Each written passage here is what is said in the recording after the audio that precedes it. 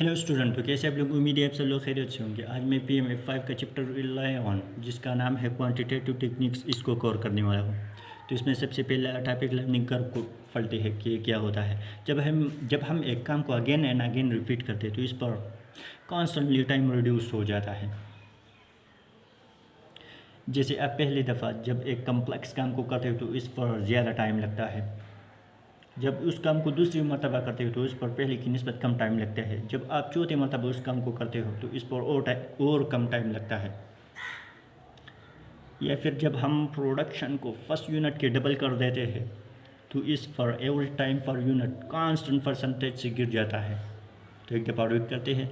Learning curve, a statistical relationship established the fact the labor time per unit fall as a complex task is repeated. As work become more familiar with the production of the new product or task, average time will decline and exhibit a statistical relationship. It is stated as follows: a cumulative production double from the first unit, the cumulative average time per unit fall by a constant percentage.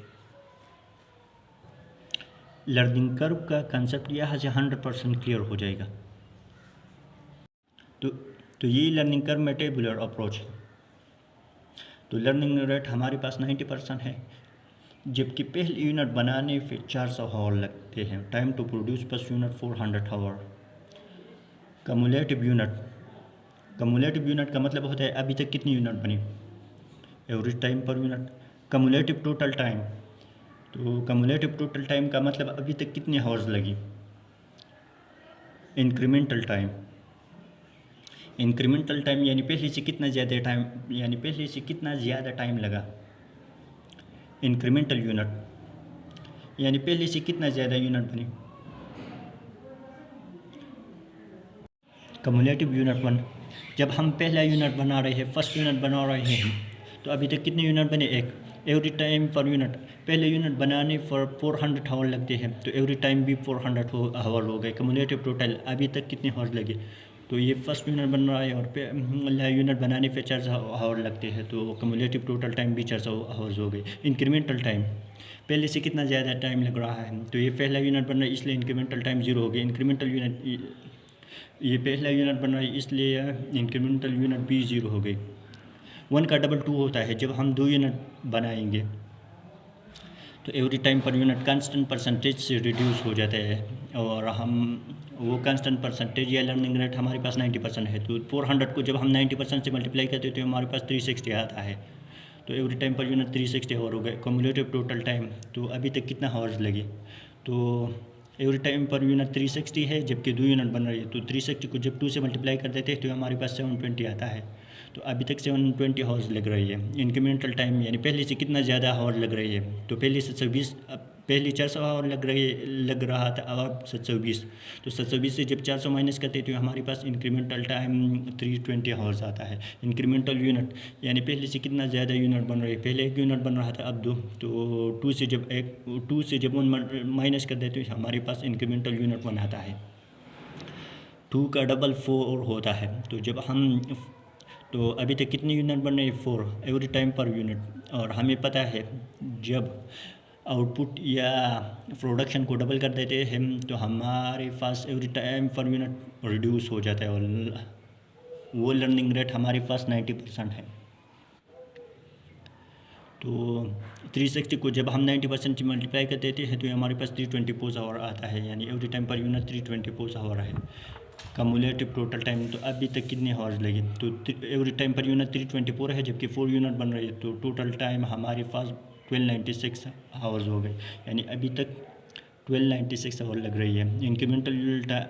Incremental time, पहले से कितना ज़्यादा time लग रहे हैं, पहले 720, अब 1296 hours लग रही है। तो 1296 से 120 माइनस करते तो हमारे पास 576 आवर आता है। तो इंक्रीमेंटल टाइम हमारे पास 576 आवर हो गई।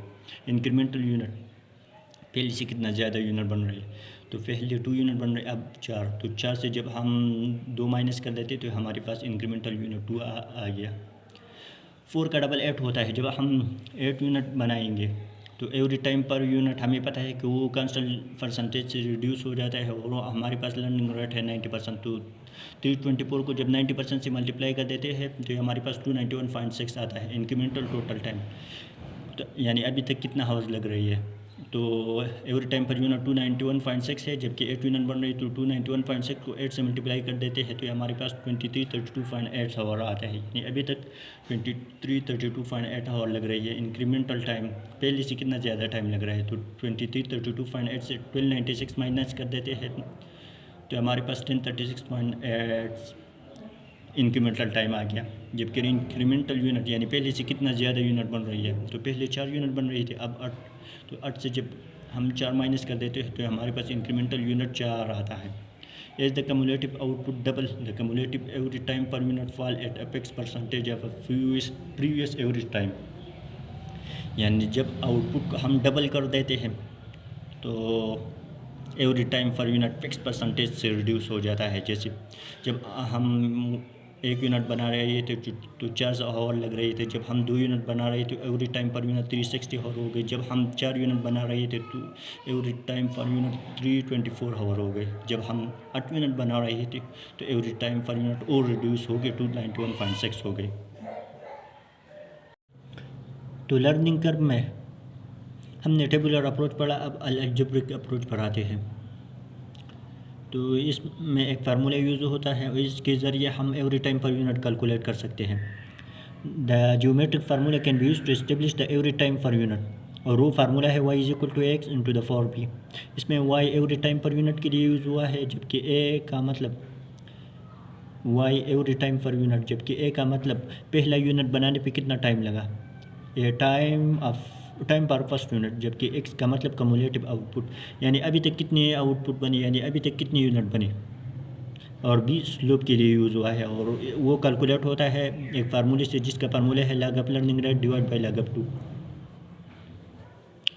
तो इस ग्राफ में ये शो हो रहा है कि जब हम यूनिट को डबल कर रहे हैं तो इसके साथ every time per unit constantly reduce हो जाता है, लेकिन फिर एक ऐसा पॉइंट आ जाता है जहाँ पे लर्निंग कर्व स्टॉप होता है। जैसे ये पॉइंट है, इस पे लर्निंग कर्व स्टॉप हो गया। तो लर्निंग कर्व के अलजेब्रिक एक्सप्रेशन पर एक क्वेश्चन को सॉल्व कर देते हैं ताकि आप लोगों का कंसेप्ट क्लियर हो जाए।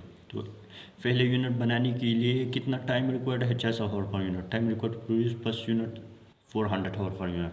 लर्निंग रेट हमारे पास गिवन है 90%। क्वेश्चन में रिक्वायर्ड क्या है, every time per unit calculate कर लेना है अगर कंपनी 8 यूनिट बनाए। Calculate every time per unit it company produce 8 unit. Second requirement क्या है, टोटल हाउस को कैलकुलेट करना अगर कंपनी 8 यूनिट बनाए। Calculate total hours if company produce 8 unit. तो लर्निंग कर्व के अलजेब्रिक एक्सप्रेशन में एक फार्मूला है y is equal to X into the 4b। y every time per unit के लिए यूज हुआ है, एक का मतलब पहले यूनिट बनाने के लिए कितना आवर चाहिए, x cumulative output, b slope के लिए यूज होता है, और b किस तरह कैलकुलेट होता है, log of learning rate divide by log of 2। तो लर्निंग रेट 90% है तो log of 0.90 divide by log of 2, तो ये हमारे पास -0.1520 आता है। तो अब इस फार्मूले में चीज़ों की वैल्यू को पुट कर देते हैं। तो a पहले यूनिट बनाने के लिए 400 आवर चाहिए, तो 400 आवर्स हो गया। x की जगह, x का मतलब कम्युलेटिव आउटपुट, तो अभी तक 8 यूनिट बना रही है तो 8 और b की जगह हमने इसकी वैल्यू को पुट कर दिया -0.1520।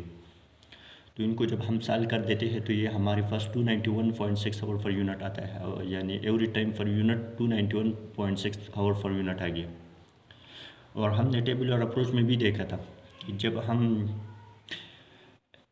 8 यूनिट बना रहे थे तो फिर every time per unit 291.6 hour per unit आ गया था, और यहाँ पर भी 291.6 आवर पर यूनिट आ गया। क्वेश्चन में जो सेकंड रिक्वायरमेंट है वो है कि 8 यूनिट के टोटल हावर्स को कैलकुलेट करना लेना। तो एवरी टाइम पर यूनिट है 291.6, तो 291.6 आवर पर यूनिट को जब हम 8 यूनिट से मल्टीप्लाई कर देते हैं तो ये हमारे पास 32.8 आवर्स आता है। और हमने जब टेबुलर अप्रोच को भी देखा था, इसमें भी जब हम 8 यूनिट बना रहे थे तो टोटल हावर्स 2332.8 आवर्स लग रही थी। तो ये हमने लर्निंग कर्व के अलजेब्रिक एक्सप्रेशन के through every time per unit और टोटल हावर्स को कैलकुलेट किया, और इस तरह हम every time per unit calculate कर सकते हैं इस फार्मूले से। लिमिटेशन ऑफ लर्निंग कर्व, तो लर्निंग कर्व की कुछ लिमिटेशन है उस पर बात करते हैं। इसमें जो सबसे पहला है, ये तब अप्लाई कर सकते हो जब काम रिपीटेटिव हो और लेबर रीजनेबल स्किल्ड हो। It is only applicable in a labour intensive operation which are repetitive and reasonable skill. इसमें जो सेकंड नंबर पर है, जब एम्प्लॉय लर्निंग के लिए मोटिवेटेड हो तब लर्निंग कर्व हो सकता है, वरना नहीं। It is assume that employ are motivated to learn. Third number पर जो है, लर्निंग कर्व स्टेबल लेबर के लिए सूटेबल होता है जो ऑर्गेनाइजेशन को नहीं छोड़ता हो। अगर लेबर टर्नओवर ज़्यादा हो, यानी अगर ज़्यादा एम्प्लॉय ऑर्गेनाइजेशन को छोड़ते हैं तो फिर लर्निंग कर्व इफेक्टिव नहीं होगा। It is assume that there is a stable labour mix with negligible turnover. Fourth number पर जो है, अगर अगर कर्व जब फ्लैट होता है और फिर इसके बाद और लर्निंग नहीं होता, जैसे हमने ग्राफ में देखा था कि एक ऐसा पॉइंट आता है जहाँ पे लर्निंग कर्व स्टॉप होता है, तो इसको डिटरमाइन करना, फाइंड करना बहुत मुश्किल होता है। Difficulty in determining the level of production where the curve will flat and no further learning take place. सबसे आखिरी जो है, प्रोडक्शन रन के दरमियान अगर ब्रेक आ गया, जैसे आप यूनिट बना रहे थे और कुछ मसला आ गया तो फिर आपने काम करना छोड़ दिया, तो ब्रेक शार्ट होना चाहिए, ना आपसे सब कुछ भूल जाएगा, वरना आप सब कुछ को भूल जाएंगे। Break between the production run must be short और learning curve will be forgotten. तो अगला मेन टॉपिक है को रिलेशन। अगर दो वेरिएबल के दरमियान कोई ताल्लुक रिलेशन है तो इस ताल्लुक को रिलेशन कहते हैं। और जब दो वेरिएबल के दरमियान कोई ताल्लुक हो तो इसका मतलब है कि ये दो वेरिएबल आपस में कोरिलेटेड है। Relation between two variable, whenever there is a relation between two variable it mean this two variables are correlated. अब रिलेशन दो तरह होते हैं, एक पॉजिटिव कोरिलेशन और दूसरा नेगेटिव कोरिलेशन। तो पॉजिटिव कोरिलेशन, अगर एक वेरिएबल बढ़ेगा तो इसके साथ दूसरा वेरिएबल भी बढ़ जाता है। जैसे यूनिट को जितना इंक्रीज़ करते जाए, बढ़ाते जाए, तो इसके साथ वेरिएबल प्रोडक्शन कॉस्ट भी इतना इंक्रीज़ होता जाता है, बढ़ता है। तो फर्स्ट वेरिएबल के इंक्रीज़ होने से सेकंड वेरिएबल भी बढ़ जाता है। नेगेटिव कोरिलेशन, अगर एक वेरिएबल इंक्रीज़ होता जाता है, बढ़ता है, तो इसके साथ दूसरा वेरिएबल कम होता जाता है। जैसे नॉर्मल प्रोडक्ट के लिए प्राइस को जितनी बढ़ती जाए, इसकी पर्सपेक्टिव डिमांड इतनी कम होती जाती है। तो फर्स्ट वेरिएबल के बढ़ने से सेकंड वेरिएबल कम होता जाता है। तो variable production cost and production, ये पॉजिटिव कोरिलेशन की एग्जांपल है। यूनिट को जितना ज़्यादा बनाते जाए तो इस पर वेरिएबल प्रोडक्शन कॉस्ट इतना ज़्यादा इंक्रीज़ होता जाता है, तो ये पॉजिटिव कोरिलेशन में आ गया।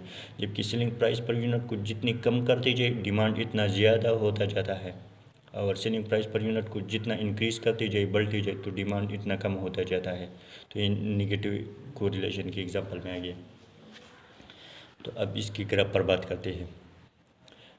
यूनिट को जितना इंक्रीज़ करते जाए, वेरिएबल प्रोडक्शन कॉस्ट इतना बढ़ता जाता है, तो ये पॉजिटिव कोरिलेशन में आ गया। जबकि सेलिंग प्राइस पर यूनिट को जितनी कम करते जाए, डिमांड इतना बढ़ता जाता है, तो ये नेगेटिव कोरिलेशन की ग्राफ है। कोरिलेशन कोफिशिएंट, इसको आर से रिप्रेजेंट करते हैं। और कोरिलेशन कोफिशिएंट क्या है, जैसे क्या दो वेरिएबल के दरमियान कोई रिलेशन है, अगर है तो इसकी शिद्दत क्या है, यानी रिलेशन कमज़ोर, वीक या स्ट्रांग है। और कोरिलेशन कोफिशिएंट का फार्मूला ये है।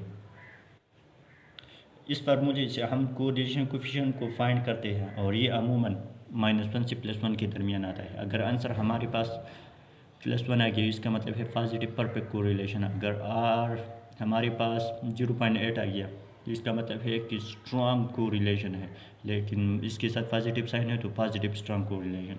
अगर आर हमारे पास +0.5 आ गया, तो इसका मतलब है कि मॉडरेट कोरिलेशन है, और प्लस साइन है तो पॉजिटिव मॉडरेट कोरिलेशन। अगर आर हमारे पास +2 आ गया, तो इसका मतलब है कि पॉजिटिव वीक कोरिलेशन है।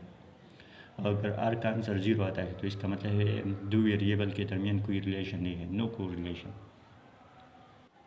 ठीक है, बात करते हैं correlation coefficient is equal to R. Measure the strength of correlation between the two variable. R का formula R is equal to n into summation of x Y minus summation of x into summation of Y divide by into square root n into summation of x square minus summation of x whole square bracket n into summation of Y square minus summation of Y into whole square. अब इस पर एक question को solve करते हैं ताकि आप लोगों का कंसेप्ट 100% क्लियर हो जाए। तो इस एग्जांपल के थ्रू कोरिलेशन कोएफिशिएंट के कंसेप्ट को क्लियर करते हैं। यूनिट को हम x से रिप्रेजेंट कर दिया और टोटल कास्ट को हमने y से रिप्रेजेंट कर दिया।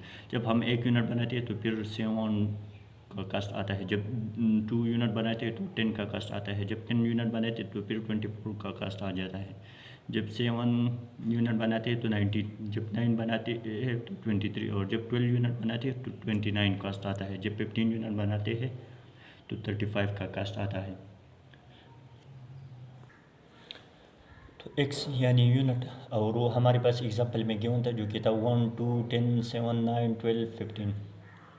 y का मतलब टोटल कास्ट और वो भी एग्जांपल में गिवन था जो कि था यानी जब हम एक यूनिट बना रहे थे तो फिर 7 का कास्ट आ रहा था, जब 2 यूनिट बना रहे थे तो 10 का कास्ट, जब 10 to 24, जब 7 to 19, जब 9 to 23, जब 12 यूनिट बना रही तो 29 का कास्ट आ रहा था और जब 15 यूनिट बना रही थी तो 35 का कास्ट आ रहा था।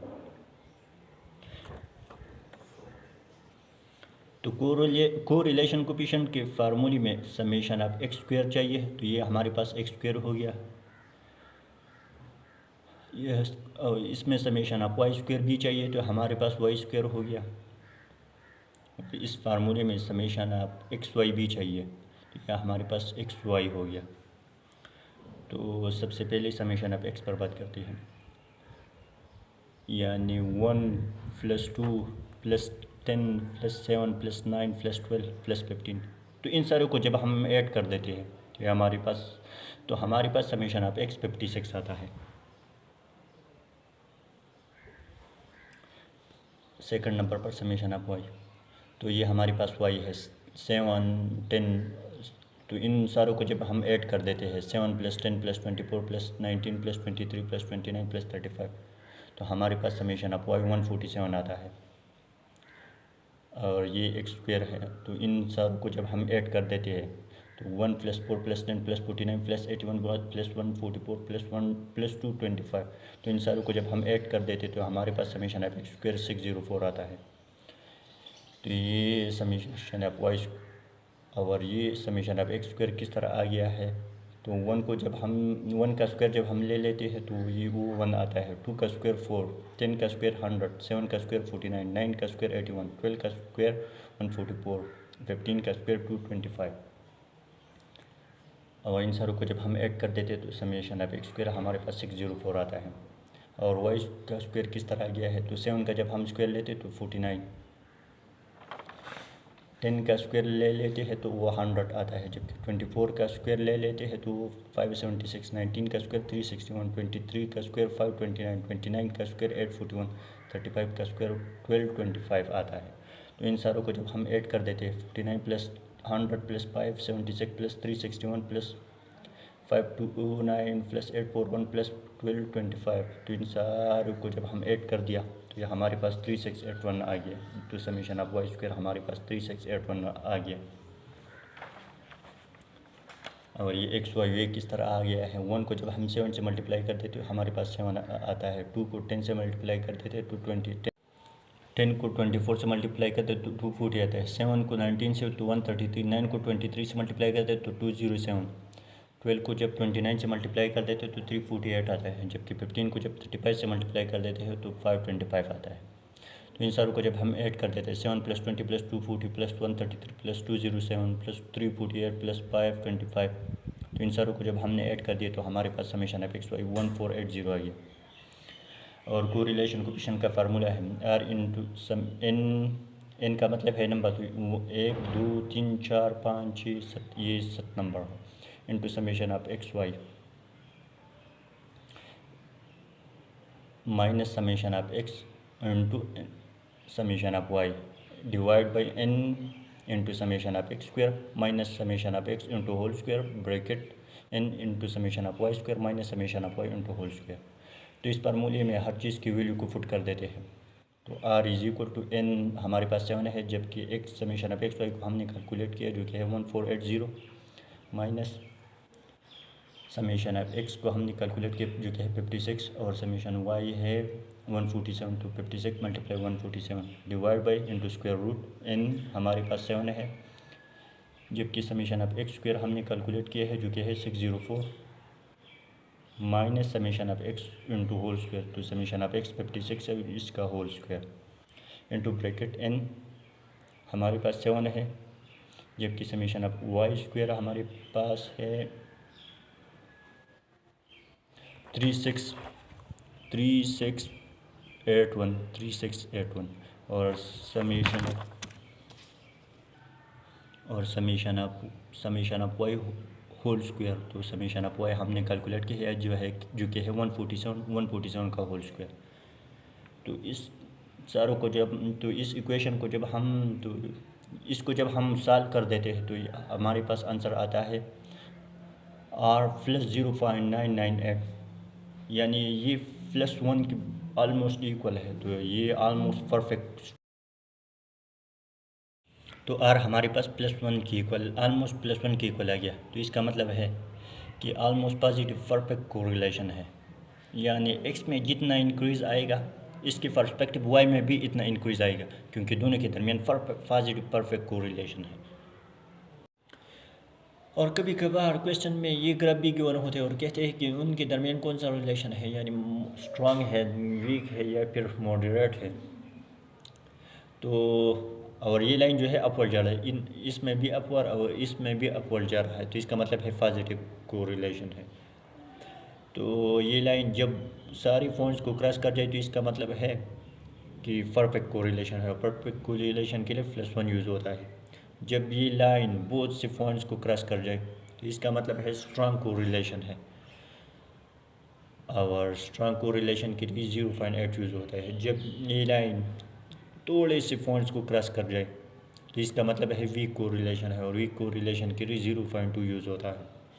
और जब लाइन नहीं होता तो इसका मतलब है कोरिलेशन नहीं है, और जब कोरिलेशन नहीं होता तो इसके लिए 0 यूज़ होता है।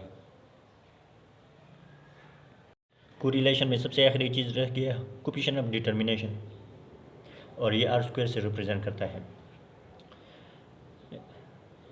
कोफिशिएंट ऑफ डिटर्मिनेशन क्या चीज़ है, यानी आपके आउटपुट जो है वो हर फैक्टर पर कुछ परसेंट डिपेंड करता है, तो कितना डिपेंड करता है उसी कोफिशिएंट ऑफ डिटर्मिनेशन कहते हैं। जैसे राइस की क्वांटिटी कुछ परसेंट डिपेंड करता है फास्फोरस पे, कुछ परसेंट वाटर पे, कुछ परसेंट सनलाइट पे, तो कितना डिपेंड करता है उसी कोफिशिएंट ऑफ डिटर्मिनेशन कहते हैं। या फिर आपका इंडिपेंडेंट वेरिएबल पे कितना परसेंट डिपेंड करता है, या फिर आपके डिपेंडेंट वेरिएबल में इंडिपेंडेंट की वजह से कितना चेंज आता है। तो एक दफ़ा रीड करते हैं। Coefficient of determination always express in percentage of dependency of dependent variable and independent variable, और percentage of change in independent variable because of change in independent variable. तो कोफिशिएंट ऑफ कोरिलेशन कोफिशिएंट में हमने question किए, इसका answer आ गया था 0.998। तो इसका जब हम स्क्वायर ले लेते हैं और 100 से मल्टीप्लाई कर देते हैं तो इसका कोफिशिएंट ऑफ डिटर्मिनेशन 99.6% आता है। या फिर अगर r 0.7 आ गया है, इसका जब हम स्क्वायर ले लेते हैं और 100 से मल्टीप्लाई कर देते हैं 49% आता है, तो इसका मतलब है कि इसका कोफिशिएंट ऑफ डिटर्मिनेशन 49% आ गया। टाइम सीरीज एनालिसिस, तो ये इस चैप्टर का बहुत बड़ा अहम इम्पोर्टेंट टॉपिक है। टाइम सीरीज एनालिसिस ये फोरकास्टिंग करने का एक तरीक़ा है, और फोरकास्टिंग का मतलब प्रेडिक्शन करना। इसमें हम बेसिकली प्रेडिक्शन करना सीखेंगे। बिज़नेस में बहुत सारे प्रेडिक्शन बनाए जाते हैं, जैसे साल के स्टार्ट में प्रेडिक्शन करते हो मैं कितने यूनिट भेजूँगा, मेरा रेवेन्यू कितना होगा, मेरी कास्ट कितनी होंगी, मेरी कस्टमर कितने होंगे, मेरे सेल रिटर्न कितने होंगे एक्सेट्रा, यानी हर एक चीज़ की प्रेडिक्शन की जाती है। तो सबसे पहला टाइम सीरीज़ पढ़ते हैं। टाइम सीरीज़ का मतलब कोई ऐसा डेटा जो आप लंबे अरसे तक रिकॉर्ड करते जाओ, जैसे लास्ट 5 ईयर की प्रोडक्शन रिकॉर्ड, या फिर लास्ट 15 हफ्ते के सेल रिकॉर्ड, या फिर लास्ट 10 हफ्तों के सेल रिटर्न रिकॉर्ड। एक दफ़ा रीड करते हैं। Time series data which is recorded over the long period of time. Example, production record of the last 5 years, sale record of last 15 weeks, sale return of last 10 weeks. Component of time series, यानी हमने जो data record किया, हमने जो data record किया इसके 4 component. इसमें जो सबसे पहला है वो है ट्रेंड, यानी मेरे डेटा बनाने में पहले किसका हाथ है? ट्रेंड का।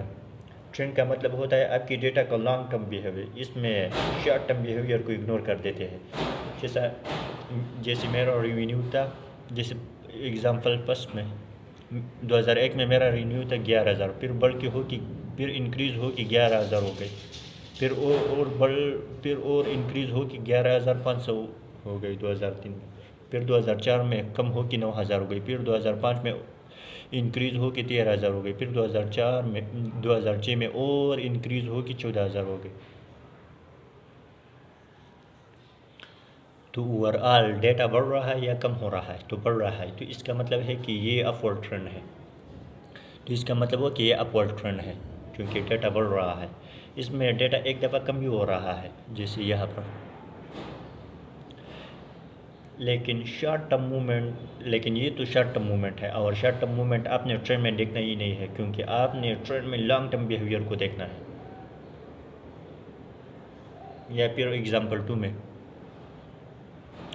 2001 में मेरा रिवेन्यू था 15,000, फिर 2002 में डिक्रीज़ हो कि 14,000 हो गए, फिर 2003 में और डिक्रीज़ हो कि 13,000 हो गए, फिर 2004 में थोड़ा इंक्रीज़ हो कि 13,500 हो गई, फिर 2005 में और कम हो कि 12,000 हो गई, फिर 2006 में और कम हो कि 11,000 हो गई। तो यहाँ पर ओवरऑल डेटा कम हो रहा है, तो इसलिए ये डाउनवर्ड ट्रेंड है और ये स्टैटिक ट्रेंड है। इसमें पता नहीं होता कि बढ़ रहा है, कभी बढ़ रहा है, कभी कम हो रहा है, तो इसलिए स्टैटिक ट्रेंड। ये 3rd नंबर पर जो है ये स्टैटिक ट्रेंड है। Trend is calculating using moving averages. Trend को हम मूविंग एवरेजेस से कैलकुलेट कर सकते हैं। तो टाइम सीरीज़ के कंपोनेंट में हमने एक कंपोनेंट पढ़ा टाइम ट्रेंड, और इसमें जो दूसरा कंपोनेंट है वो है सीजनल वेरिएशन। आपके डेटा में एक और चेंजेस भी आता है, और वो चेंजेस आपके डेटा में किस वजह से आता है? सीजनल वेरिएशन की वजह से। यानी आपने जो डेटा कलेक्ट किया, यानी टाइम सीरीज़ के लिए आपने जो डेटा कलेक्ट किया, इस डेटा में पहला चेंज ट्रेंड की वजह से आता है, और वो चेंज लॉन्ग टर्म चेंज था जो, और दूसरा चेंज सीजनल वेरिएशन की वजह से आ रहा है, और ये शॉर्ट टर्म चेंज होता है। आपके डेटा में जो भी चेंज सीज़न की वजह से आते हैं उसे सीजनल वेरिएशन कहते हैं।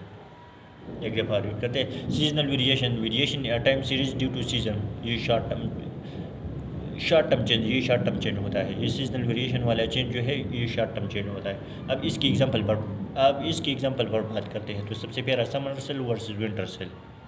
जैसे समर सेल यानी गर्मियों में आइसक्रीम कोल्ड ड्रिंक्स की सेल का डिमांड ज़्यादा हो जाता है, जबकि विंटर यानी सर्दियों में आइसक्रीम कोल्ड ड्रिंक्स इस तरह चीज़ों का इस्तेमाल कम हो जाता है, जबकि विंटर में स्वेटर इस तरह चीज़ों की डिमांड ज़्यादा हो जाता है। स्वेटर वगैरह इस तरह चीज़ों का डिमांड सर्दियों में बहुत ज़्यादा हो जाता है।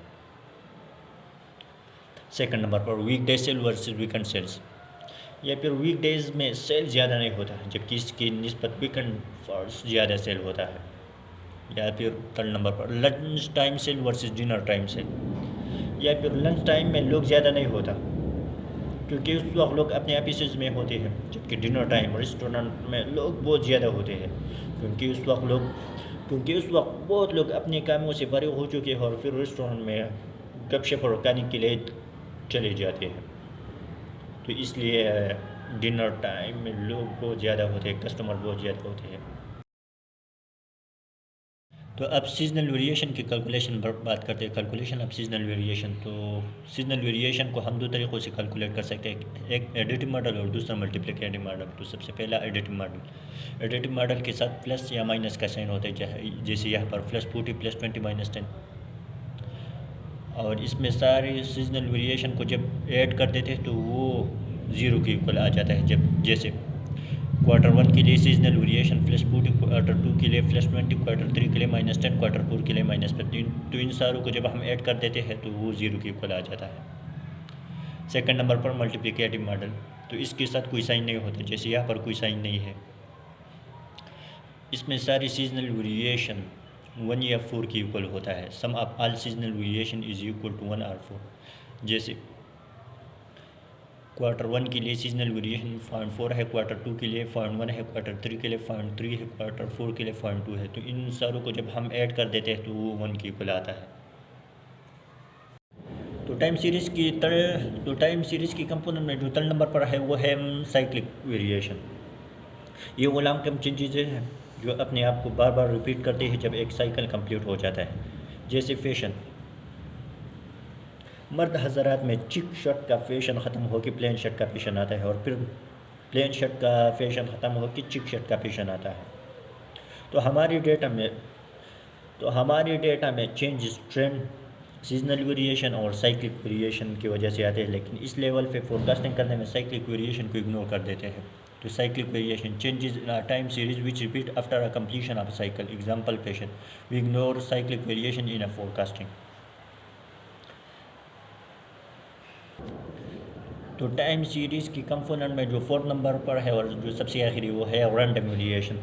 आपके डेटा में वो सारे चेंजेस जो अनसर्टेन इवेंट की वजह से आते हैं, जैसे अर्थक्वेक ज़लज़ला हो गया, फ्लड सैलाब हो गया, चेंज ऑफ गवर्नमेंट हो गई, या जंग लड़ गई, वार्स एक्सेट्रा। लेकिन we ignore random variation in forecasting. लेकिन इस लेवल पे फोरकास्टिंग में इसको भी इग्नोर कर देते हैं। टाइम सीरीज़ का मतलब होता है कोई ऐसा डेटा जो आप लंबी अरसे तक रिकॉर्ड करते जाओ, और ये डाटा इन चारों वजह से चेंज होता है। इसमें सबसे पहला ट्रेंड था, सेकंड नंबर पर सीजनल वेरिएशन था, थर्ड नंबर पर साइक्लिक वेरिएशन था, फोर्थ नंबर पर रैंडम वेरिएशन। लेकिन आपकी लेवल पे साइक्लिक वेरिएशन और रैंडम वेरिएशन को फोरकास्टिंग करने में इग्नोर कर देते हैं, लेकिन आपकी इस लेवल पे साइक्लिक वेरिएशन और रैंडम वेरिएशन को फोरकास्टिंग करने में इग्नोर कर देते हैं। तो बाकी रह गई ट्रेंड और सीजनल वेरिएशन। तो फोरकास्टिंग करने में इन दो कंपोनेंट को यूज़ करेंगे। तो इस पर एक क्वेश्चन को सॉल्व करते हैं ताकि आपका कंसेप्ट 100% क्लियर हो जाए। इस क्वेश्चन के थ्रू टाइम सीरीज़ एनालिसिस का कंसेप्ट 100% क्लियर हो जाएगा। तो इस क्वेश्चन में बताया हुआ है कि सेल वॉल्यूम को फाइंड करना एडिटिव मॉडल के थ्रू। A time series model of sale volume has the following additive seasonal variation. और हमें पता है कि टाइम सीरीज़ एनालिसिस एक फोरकास्टिंग करने का एक तरीक़ा है। फोरकास्टिंग का मतलब प्रेडिक्शन करना, और टाइम सीरीज़ का मतलब होता है यानी लंबे अरसे तक डेटा को रिकॉर्ड करना, और वो डेटा 4 कंपोनेंट पर मुश्तमिल होता है। इसमें एक है ट्रेंड, सेकंड नंबर पर सीजनल वेरिएशन, थर्ड नंबर पर था साइक्लिक वेरिएशन, फोर्थ नंबर पर रैंडम वेरिएशन। लेकिन आपके इस लेवल पे ट्रेंड और सीजनल वेरिएशन को इंक्लूड करते हैं, जबकि साइक्लिक वेरिएशन और रैंडम वेरिएशन को इग्नोर कर देते हैं। तो और हमारे पास ट्रेंड और सीजनल वेरिएशन क्वेश्चन में गिवन है। तो ट्रेंड का ये इक्वेशन है,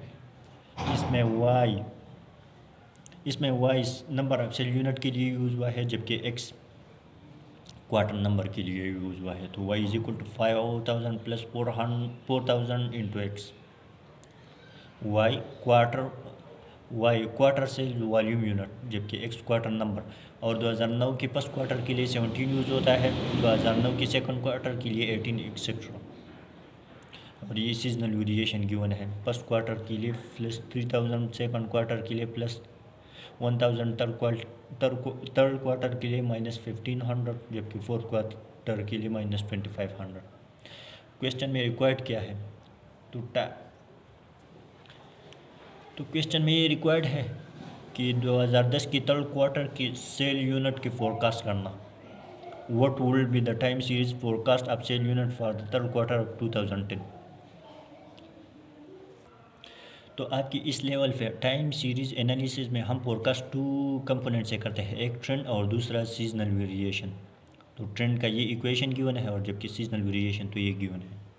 तो सबसे पहला ट्रेंड की इक्वेशन से ट्रेंड को कैलकुलेट करते हैं। तो trend is equal to 5000 plus 4000 multiply X, और एक्स क्वार्टर नंबर के लिए यूज़ हुआ है। तो 2009 के फर्स्ट क्वार्टर के लिए 17, सेकंड क्वार्टर के लिए 18, थर्ड क्वार्टर के लिए 19, फोर्थ क्वार्टर के लिए 20। तो फिर 2010 की फिर 2010 के फर्स्ट क्वार्टर के लिए 21, सेकंड क्वार्टर के लिए 22 और थर्ड क्वार्टर के लिए 23 यूज़ होता है। तो हमने एक्स को फाइंड कर लिया। तो 5000 फॉर प्लस 4000 मल्टीप्लाई 23, तो 4000 को जब 23 से मल्टीप्लाई कर देते हैं और 5000 के साथ फिर ऐड कर देते हैं तो ये हमारे पास 97,000 आता है। तो हमारे पास ट्रेंड 97,000 आ गया। तो अब हमारे पास ट्रेंड भी है और सीजनल वेरिएशन भी, तो दोनों गिवन है। और फोरकास्ट में और क्वेश्चन में ये बताया हुआ है कि एडिटिव सीजनल वेरिएशन के एडिटिव के थ्रू फाइंड कर देना। तो ट्रेंड और सीजनल वेरिएशन को ऐड करेंगे और हमारे पास फोरकास्ट आएगा। तो ट्रेंड है 97,000 जबकि सीजनल वेरिएशन है -1500। तो 97,000 और 1500 -1500 को जब ऐड कर देते हैं तो ये हमारे पास 95,500 आता है। यानी 2010 के थर्ड क्वार्टर में 95,500 यूनिट को सेल करेंगे। तो ये हमने टाइम सीरीज एनालिसिस के थ्रू फोरकास्टिंग की कि 2010 के थर्ड क्वार्टर में 95,500 यूनिट को सेल करेंगे। तो हाई लो मेथड इसको पढ़ते हैं। हाई लो मेथड बेसिकली एक ऐसी टेक्निक है जिससे हम अपने टोटल कास्ट में से फिक्स कास्ट और वेरिएबल कास्ट को अलग करते हैं और ये सब कुछ हिस्टोरिकल इंफॉर्मेशन के बेस पर करते हैं। और जब हम फिक्स कास्ट और ये वेरिएबल कास्ट को अलग करते हैं तो फिर हमारे लिए किसी भी लेवल की टोटल कास्ट को निकालना बहुत आसान होता है। या हाई लो मेथड एक कास्टिंग टेक्निक है जिसमें हम वेरिएबल कास्ट और फिक्स कास्ट को अलग करके और फिर एक नई फोरकास्ट कर सकते हैं और फिर एक नई फोरकास्ट करते हैं। हाई लो मेथड में एक फार्मूला यूज़ होता है जो कि है y = a + b × x। y total cost के लिए यूज़ होता है, ए का मतलब fix cost, B variable cost per unit और एक्स नंबर ऑफ यूनिट के लिए यूज़ होता है। टोटल कास्ट फिक्स कास्ट और ये वेरिएबल कास्ट पर मुश्तमिल होता है। और टोटल कास्ट हमें पता होता है कि टोटल कास्ट दो चीज़ों पर मुश्तमिल होता है, एक फिक्स कास्ट और दूसरा वेरिएबल कास्ट। और वेरिएबल कास्ट किस तरह निकलता है, variable cost per unit multiply number of total unit. तो एक दफ़ा हाई लो मेथड को पढ़ते हैं। High low method a method of analysing a semi variable cost into its fix cost and variable element based on analysis of historical information about cost at different activity level. The fixed and variable can be used to forecast the total cast of any level of activity. तो high low method for एक question को solve कर देते हैं ताकि आप लोगों का कॉन्सेप्ट क्लियर हो जाए कि हाई लो मेथड में किस तरह स्टेप होते हैं और इसके थ्रू हम किस तरह फोरकास्टिंग कर सकते हैं। तो इस क्वेश्चन के थ्रू आपका हाई लो मेथड का कॉन्सेप्ट जो है वो 100% क्लियर हो जाए। ये यूनिट है और ये टोटल कास्ट है। जब हम 1000 यूनिट बना रहे थे तो फिर कास्ट 25,000 लग गया था। जब हमने 2000 यूनिट बनाए तो फिर कास्ट 45,000 लग गया था। जब हमने 4000 यूनिट बनाई थे तो फिर 85,000 का कास्ट आया था। जब हमने 6000 यूनिट बनाई थी तो फिर 125,000 का कास्ट आया था। तो अब क्वेश्चन में रिक्वायर्ड क्या है, टोटल 2350 यूनिट के टोटल कास्ट को कैलकुलेट कर लेना और 3575 यूनिट के टोटल कास्ट को कैलकुलेट कर लेना। तो हाई लो मेथड का सबसे पहला स्टेप होता है हाईएस्ट एक्टिविटी और लोएस्ट एक्टिविटी को फाइंड करना। तो हाईएस्ट एक्टिविटी हमारे पास है 6000 जबकि लोएस्ट एक्टिविटी है 1000। तो हाईएस्ट एक्टिविटी 6000 यूनिट जबकि लोएस्ट एक्टिविटी है 1000। हाई लो मेथड का सेकंड स्टेप होता है वेरिएबल कास्ट को कैलकुलेट कर लेना या बी को कैलकुलेट कर लेना। तो वेरिएबल कास्ट पर यूनिट को हम किस तरह कैलकुलेट कर लेते हैं, इसका ये फार्मूला है cost at highest activity minus cost at lowest activity divide by highest activity minus lowest activity.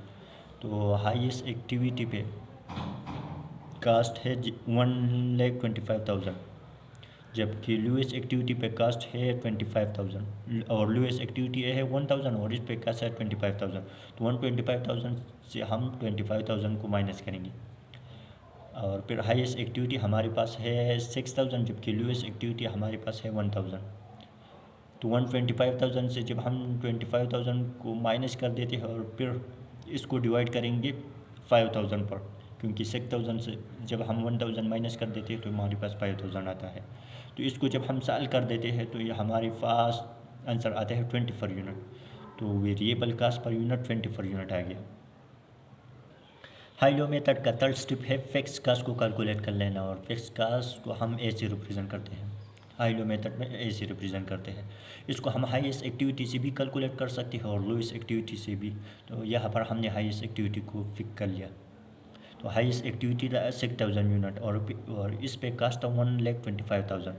तो वाई का मतलब टोटल कास्ट, जबकि A fix cost plus B का मतलब है वेरिएबल कास्ट पर यूनिट, जबकि एक्स यूनिट। तो वाई 1,25,000, क्योंकि 6000 यूनिट पे 1,25,000 का कास्ट था। ए को हमने फाइंड करना है, बी को हमने अभी फाइंड कर लिया, बी का मतलब वेरिएबल कास्ट पर यूनिट। इसको हमने अभी कैलकुलेट कर लिया था, जो कि था 20 पर यूनिट, और 6000 यूनिट हाईएस्ट एक्टिविटी है। तो 20 को जब हम 6000 से मल्टीप्लाई कर देते हैं तो ये हमारे पास 1,20,000 आता है, और इसको जब हम इस तरफ ले जाते हैं तो ये माइनस होता है। तो 125,000 से जब हम 120,000 माइनस कर देते हैं हमारे पास 5,000 बच जाता है। तो ए 5,000 आ गया। और ए किसके लिए यूज़ होता है? Fix cost. तो फिक्स कास्ट हमारे पास 5,000 आ गया, और वेरिएबल कास्ट पर यूनिट को भी हमने कैलकुलेट किया था, जो कि था 20 पर यूनिट। और क्वेश्चन में क्या रिक्वायर्ड था कि 2350 यूनिट पे टोटल कास्ट को कैलकुलेट कर लेना। तो हाई-लो मेथड का फार्मूला है y equal to A plus B X. Y का मतलब total cost, A fix cost, B variable cost per unit, X number of unit. तो fix cost, A fix cost, इसको हमने अभी कैलकुलेट किया था, जो कि अभी कैलकुलेट किया है, जो कि है 5000। बी को भी हमने कैलकुलेट किया है, जो कि है 20 पर यूनिट, यानी वेरिएबल कास्ट पर 20 पर यूनिट है, और 2350 यूनिट की कास्ट कैलकुलेट कर लेना है। तो 20 को जब हम 2350 यूनिट से मल्टीप्लाई कर देते हैं और 500 के साथ ऐड कर देते हैं, तो ये हमारे पास 52,000 आता है। यानी 2350 यूनिट पे 52,000 का खर्च आता है। हाई-लो मेथड में हम टोटल कास्ट को किस तरह वेरिएबल कास्ट और फिक्स कास्ट में स्प्लिट कर देते हैं। तो हमने हाईएस्ट एक्टिविटी को फिक्स कर लिया था, और हाईएस्ट एक्टिविटी हमारे पास था 6000 यूनिट, और इस पर टोटल कास्ट था $1,25,000।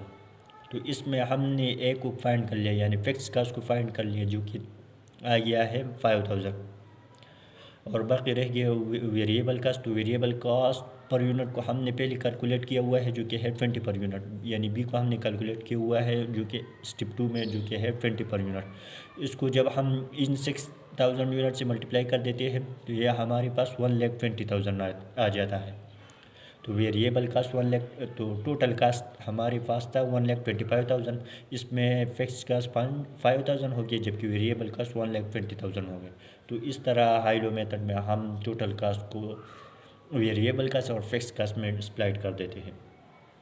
क्वेश्चन में ये भी रिक्वायर्ड है कि 3,750 यूनिट की कास्ट कैलकुलेट कर लेना, और हमारे पास हाई-लो मेथड का फार्मूला है y equal to A plus B X. A fix cost के लिए यूज़ होता है, B variable cost per unit, X total unit के लिए इस्तेमाल होता है।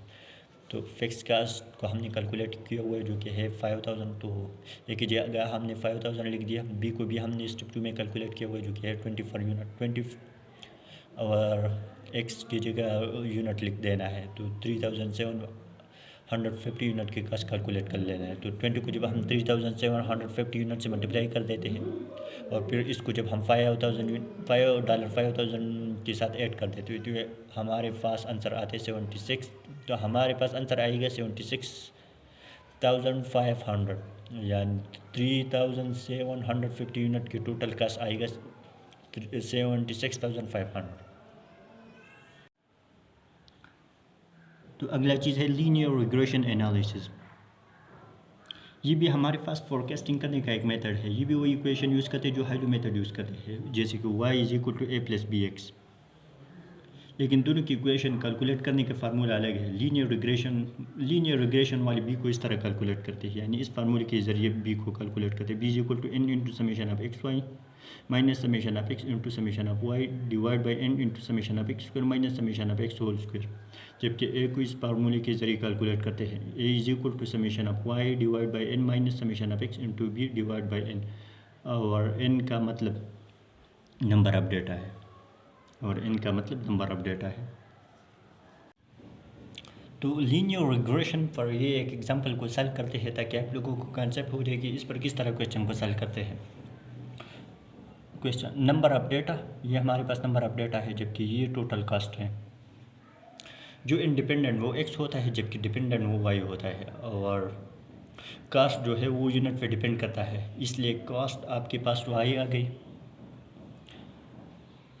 जबकि नंबर ऑफ यूनिट आपके पास एक्स आ गए, क्योंकि ये इंडिपेंडेंट है।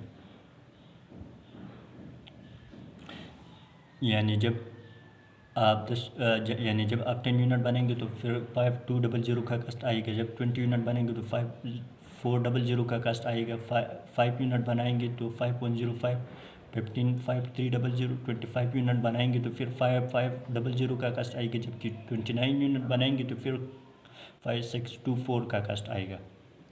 क्वेश्चन में रिक्वायर्ड क्या है?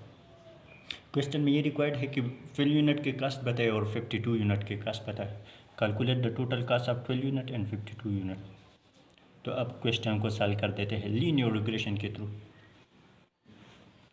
तो एक्स और वाई हमारे पास ये गिवन है, तो एक्स हमारे पास ये गिवन है जो कि है 10 25 15 25 29। तो ये हमने एक्स लिख दिया 10 25 15 25 29, जबकि वाई भी ये गिवन है तो इसको भी हमने यहाँ पर लिख दिया 52 5200 5400 5105 5300 5500 56244। तो इसको हमने यहाँ पर लिख दिया 5400 5105 5300 550 5500 5624। लीनियर रिग्रेशन के फार्मूले में एक्स वाई रिक्वायर्ड होता है, तो इसको हम जब x और y को हम मल्टीप्लाई कर देते हैं हमारे पास एक्स वाई आता है। तो 10 को जब हम 5200 से मल्टीप्लाई कर देते हैं तो हमारे पास 52000 आता है। 20 को जब 5400 से मल्टीप्लाई कर देते हैं तो ये हमारे पास 108000 आता है। 5 को जो 5105 से मल्टीप्लाई कर देते हैं तो हमारे पास 25525 आता है। 15 को जब 5300 से तो ये हमारे पास 79500 आता है। 25 को जब 5500 से मल्टीप्लाई कर देते हैं हमारे पास 137500 आता है आखिर में। 29 को जब हम 5624 से मल्टीप्लाई कर देते हैं तो यहाँ हमारे पास 163096 आता है। लीनियर रिग्रेशन एनालिसिस के फार्मूले में एक्स स्क्वायर भी चाहिए जो कि ये है। तो हमारे पास एक्स मौजूद है, इसका जब हम स्क्वायर ले लेते हैं तो ये हमारे पास एक्स स्क्वायर आता है। तो 10 का जब हमने स्क्वायर ले लिया तो ये हमारे पास 100 आता है। 20 का जब स्क्वायर ले लेते हैं तो ये 400 आता है।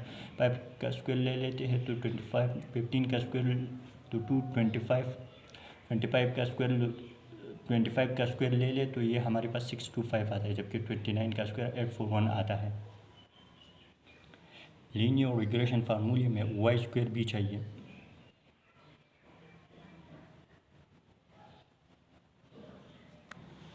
सॉरी, लीनियर रिग्रेशन फार्मूले में वाई स्क्वायर नहीं चाहिए, ये हमने वैसे कैलकुलेट किया।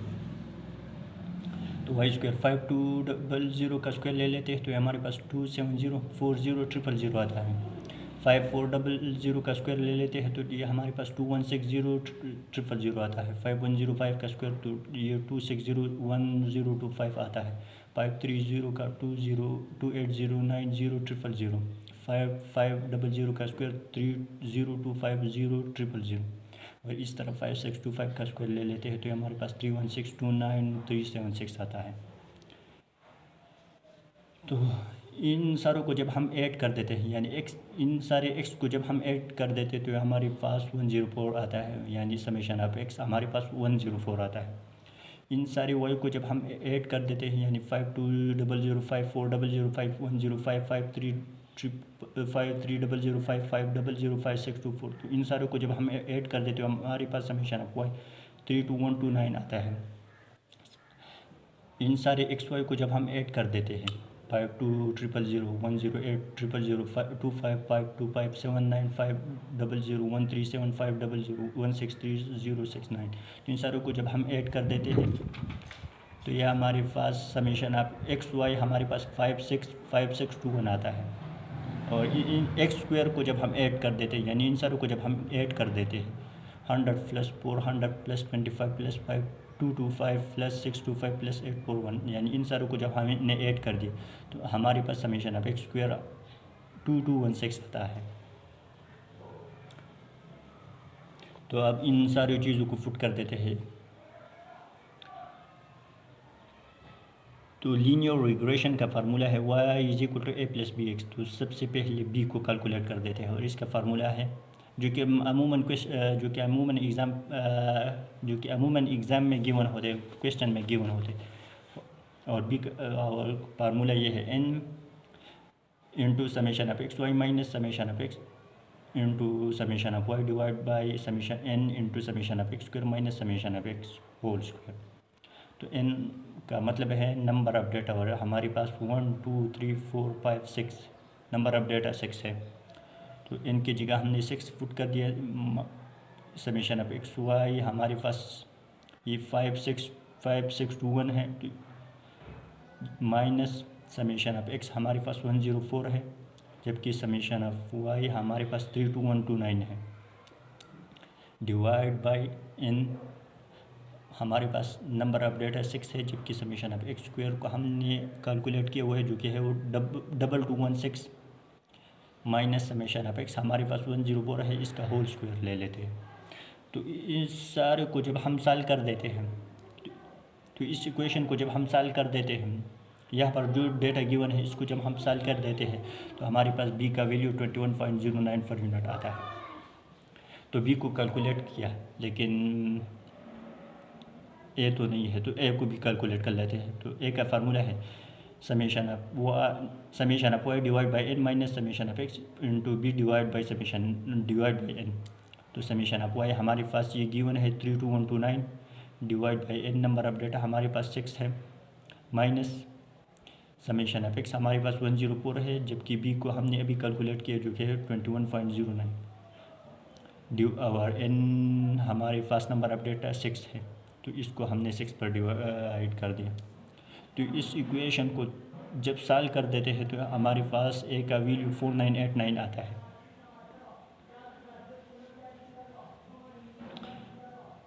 तो क्वेश्चन में ये रिक्वायर्ड था कि 12 यूनिट की टोटल कास्ट को कैलकुलेट कर लेना और 52 यूनिट के टोटल कास्ट को कैलकुलेट कर लेना। तो हमारे पास ये लीनियर रिग्रेशन एनालिसिस का इक्वेशन है जो कि है y is equal to a plus B x. तो क्वेश्चन में ये रिक्वायर्ड था कि 12 यूनिट के टोटल कास्ट को कैलकुलेट कर लेना और 52 यूनिट के टोटल कास्ट को कैलकुलेट कर लेना लीनियर रिग्रेशन एनालिसिस के थ्रू। तो लीनियर रिग्रेशन एनालिसिस का फार्मूला है y is equal to a plus B x. तो a को हमने अभी कैलकुलेट किया जो कि है 4989 और b को भी हमने अभी कैलकुलेट किया है जो कि है 21.09। तो y is equal to a की जगह उसका वैल्यू को पुट कर देते हैं जो कि है 4989 प्लस b की जगह इसकी वैल्यू को पुट कर देते हैं जो कि है 21.09। तो और 12 यूनिट के टोटल कास्ट को कैलकुलेट कर लेना है। तो 21.09 को जब 12 से मल्टीप्लाई कर देते हैं और फिर 4989 के साथ ऐड कर देते हैं तो हमारे पास 5242.08 आता है। तो पॉइंट को ख़त्म कर देते हैं और राउंडिंग अप कर देते हैं तो हमारे पास 5242 रह जाता है। यानी जब 12 यूनिट बनाएंगे तो फिर 5242 का कास्ट आएगा। और क्वेश्चन में ये भी रिक्वायर्ड है कि 52 यूनिट के टोटल कास्ट को कैलकुलेट कर लेना लीनियर रिग्रेशन एनालिसिस के थ्रू। तो हमारे पास लीनियर रिग्रेशन एनालिसिस का फार्मूला है y is equal to a plus B x. तो a को हमने अभी कैलकुलेट किए हुए है जो कि 4989 और b को भी हमने कैलकुलेट किया जो कि 21.09। तो b की जगह हमने इसकी b के वैल्यू को पुट कर दिया और x के जगह नंबर ऑफ़ यूनिट। तो 52 यूनिट के टोटल कास्ट कैलकुलेट कर लेना है। तो 21.09 को जब 52 से मल्टीप्लाई कर देते हैं और फिर 4989 के साथ ऐड कर देते हैं तो हमारे पास 6085.68 आता है। तो फ़ॉन्ट को ख़त्म कर देते और राउंडिंग अप कर देते तो हमारे पास 6086 रह जाता है। तो ये हमने लीनियर रिग्रेशन के थ्रू फोरकास्टिंग की।